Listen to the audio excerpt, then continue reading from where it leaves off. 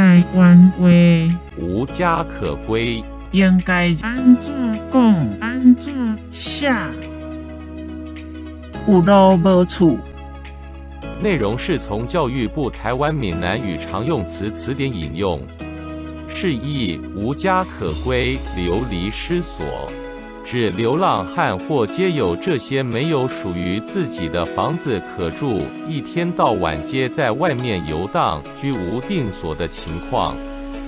比喻无家可归，用例。伊少年的时想过匪类，厝内一寡财产，互伊败了了，意思即马有路无厝。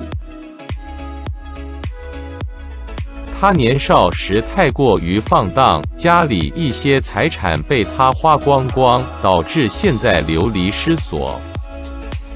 请支持我，点击 subscribe， 然后再单击小铃铛，也不要忘了转发给您的朋友圈。